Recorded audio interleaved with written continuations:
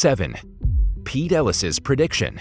To some, Pete Ellis was just a drunk prone to violence. To others, he was a prophet that foretold Pearl Harbor and the Pacific Theater. Lieutenant Colonel Earl Hancock Pete Ellis served in World War I. He was an 18-year veteran, having enlisted in the Marines in 1900 when he was 20. But his main achievement would happen after war, when he wrote a paper called Operations Plan 712H, Advanced Base Operations in Micronesia, in 1921. This might sound like a boring essay, but Pete Ellis predicted the threat of the Japanese military and laid out the groundwork for how combat would move across the Pacific Islands, among them Micronesia, which was Japanese-controlled at the time. At the time, the U.S. Navy had a base in Guam, but Ellis suggested Hawaii as the better option and was instrumental in the creation of Pearl Harbor. Thanks to his great military mind, Ellis was put forward for a special mission in order to figure out what was really happening in the region. But remember what we said about him being a drunk? After traveling across Micronesia and Japan, taking extensive notes on the way, Ellis's drinking caught up with him, and he ended up in a military hospital in Yokohama, where he, while intoxicated, told the head of the hospital he was on a secret mission. Due to his health, he was told to return to the U.S. Ellis decided not to do that though, afraid of the consequences if he did. He instead doubled down on documenting everything he could about Micronesia. Since he wasn't all that secretive, the Japanese started to follow his movements. Ellis enjoyed life in Micronesia, even settling down with a wife. But the last anyone heard of him was in a letter given to Victor Herman in March 1923, who was traveling to the States. 2 months later, Ellis got sick and fell into delirium once again, and soon died on May 12, 1923, at the young age of 43. Many people think it was his drinking that got the better of him, but others believe there was more suspicious circumstances behind his death. The Japanese confiscated all the documents he had written and waited a week to tell the U.S. of his death. Not to mention, the man tasked with returning his body to the U.S. for examination, Zembish, had to be hospitalized thanks to a nervous breakdown. As he was recovering, an earthquake struck the hospital in Yokohama and killed him. Drunkard or military genius silenced for his findings. What do you think happened to Ellis? Let us know what you think in the comments. 6. The Red Baron's killer. Manfred von Richthofen, better known as the Red Baron, was one of the most famous figures from World War I. As a German fighter pilot, he shot down over 80 planes. But in the last year of the war, on April 21, 1918, the Baron was finally taken down from the skies. But who landed the fatal shot? The ace pilot had been flying over the Somme Valley in France, attacking a Canadian plane flown by Lieutenant May. The flight took place at low altitudes, and as a result, Australian soldiers stationed in the trenches below were able to fire shots at the Red Baron. Shortly after, Richthofen's plane veered to the right, crashing by a nearby road. At first, it was believed the killing blow was dealt by a pursuing Canadian airman, Roy Brown. But as more information came to light, it seemed more and more unlikely Brown had taken him down. Many believe it was a man named Cedric Popkin, one of the Australian soldiers who managed to shoot down Richthofen. But others debate that it was the work of two gunners, Robert Bowie and Snowy Evans. Bowie and Evans were manning Lewis guns and managed to get the infamous red plane in their sights. Immediately after firing at it, the aircraft banked to the right and crashed. Bowie remembers aiming at the Red Baron's body, and afterward hearing the guns of the plane stop firing, making him believe he fired the critical hit. Computer simulations from 2002 seem to suggest that it was William John Snowy Evans who killed the Red Baron though. Sadly, Evans passed away in 1925 before his story could be told. 5. Flight 19. Flight 19 should have been a boring training exercise after the 18 that had already happened that day, but this flight would go down as one of the biggest aviation mysteries of the 20th century. 5 TBM Avenger bomber planes were told to head out from Fort Lauderdale in Florida, conduct a bombing run to the east in Hens and Chickens Shoals, turn back, and head home over the Grand Bahama Island to the north. This mission was referred to as Flight 19.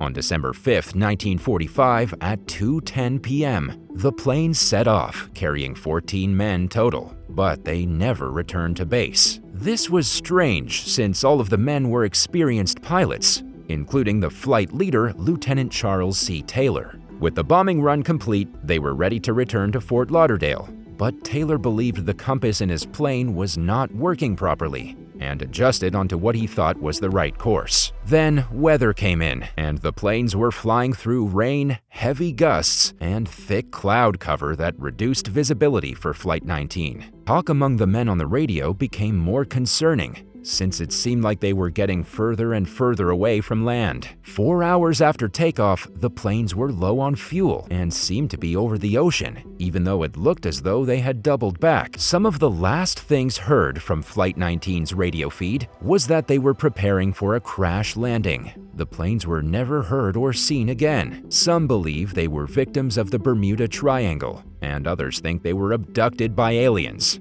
All official records state the loss of Flight 19 was due to causes or reasons unknown. 4. The Deadly Double. If you open the New Yorker magazine on November 22, 1941, you would have noticed a strange ad. It was the middle of World War II, so the picture showed a group of people in an air raid shelter playing a game. That wasn't the strange part though. The text alongside the picture raised a few eyebrows too. It read, "Achtung, warning, alert." Just this alone would have been odd since it has both the German and French words for warning, but it went on to say, quote, "We hope you'll never have to spend a long winter's night in an air raid shelter, but we were just thinking it's only common sense to be prepared. If you're not too busy between now and Christmas, why not sit down and plan a list of the things you'll want to have on hand? And though it's no time really to be thinking of what's fashionable, we bet that most of your friends will remember to include those intriguing dice and chips, which make Chicago's favorite game, the Deadly Double." There were more advertisements, although smaller, dotted throughout the magazine too. The dice from the game were face up with the numbers 7 and 12, not conventional numbers for a dice roll, and nobody knew who placed the ad. This led the military and FBI to believe it could be a secret message. The US was not at war yet either, although the date that would later put them into the conflict was December 7, 1941. And the numbers on the dice? 12-7. Despite the coincidence, nothing seems to have linked the ad to Pearl Harbor, so it could just be a fluke. To this day, Deadly Double is still confusing historians and conspiracy theorists. 3.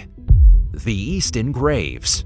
The city of Easton in the United States' Lehigh Valley became a hub for not only trade but also wounded soldiers and citizens during the American Revolutionary War. In 1777, the hospitals in Easton and nearby Bethlehem were bursting at the seams with patients who needed urgent care. The number would grow even larger when the area was told the military would be sending 2,000 more injured soldiers their way. The jail, church, and courthouse all had to be converted into field hospitals to cope with the influx of people. Even then, many lost out on medical care as patients had to be prioritized, not by condition, but by their status. If you were an army officer, you were in luck. Anyone else, especially the poor and those not in the military, were pretty much left to die in the cold from starvation or disease. This left countless bodies for the townspeople to bury. First Avenue in Bethlehem is where you can find mass graves used to house the fallen. But what about the dead from Easton? We know they would have had to bury them somewhere since decaying bodies are hotbeds for disease. Multiple sites have been put forward as the potential last resting place for these people, but to this day there's been no confirmation as to where they can be found.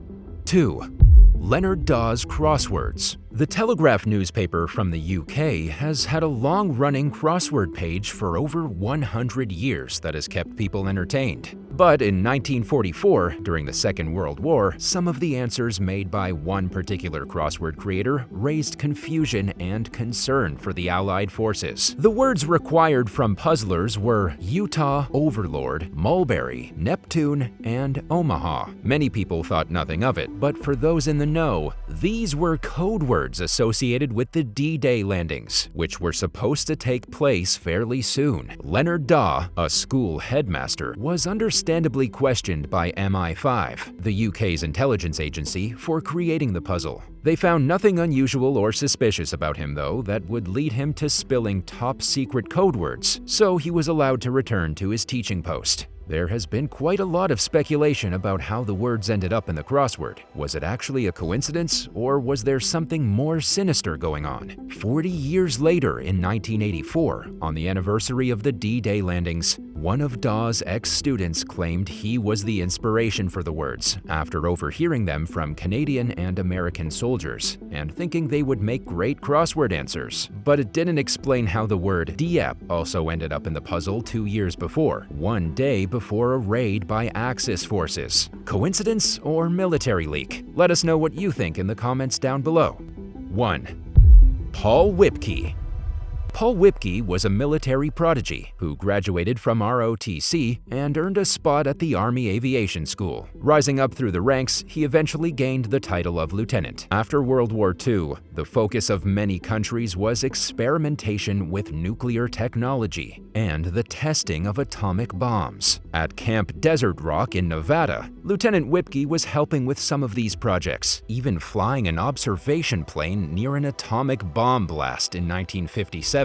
In order to document it for armed forces. As a result of flying so close to the explosion, Whipkey was subjected to a lot of radiation. Not long after the bomb tests, he had weird spots show up on his skin. A few months later, when he was posted at Fort Ord in California, the fallout exposure forced him to have all his teeth removed. In July 1958, Paul told his friends at the base that he was heading to a nearby town. He hopped in his car and drove off, but he was never seen in the town of Monterey where he said he was going. Instead, he was marked AWOL and 30 days later was given the status of military deserter. Just a few days after this, Lieutenant Whipkey's car was found in Death Valley, nearly 500 miles away from Fort Ord. The keys were still in the ignition, but Paul was nowhere to be found. There were cigarette butts on the floor nearby too, which is strange since Whipkey didn't smoke at all. There are many theories and speculations as to what happened to Paul Whipkey. Eyewitnesses on the base noted how he would often have meetings with two men, suspected to be CIA recruiters. Another individual spotted Whipkey's car being driven near the Mojave, but it wasn't him behind the wheel. Instead, it was someone in army clothing. People at the time who were skeptical about what happened to Lieutenant Whipkey were told not to look into the issue further, like his brother Carl and one of his colleagues, Lieutenant Charles Lewis, who was one of the people who saw Whipkey talking to the two suspicious strangers on the base. The matter was looked into again in 1982, when Lieutenant Paul Whipkey's title of a deserter was removed, and instead he's now recorded as having died while active in line of duty. As for what actually happened, no one truly knows. Thanks for watching. Which of these military mysteries did you find the most interesting? Let us know in the comments below, and don't forget to subscribe to the channel if you haven't already. See you next time.